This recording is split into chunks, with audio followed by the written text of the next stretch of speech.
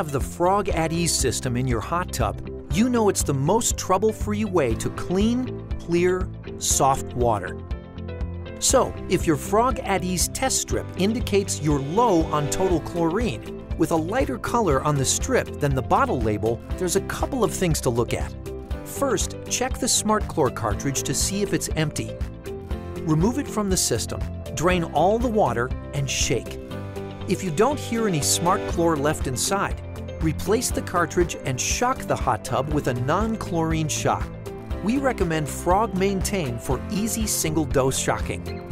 If the Smart Chlor cartridge is not empty, you can always increase the dial setting if desired.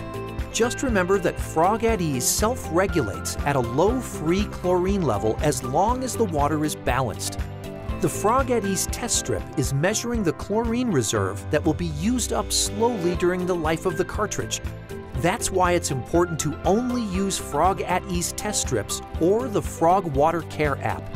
Lastly, don't forget to replace your mineral cartridge every 4 months or after draining and refilling the hot tub. Smart Chlor only works in conjunction with fresh minerals.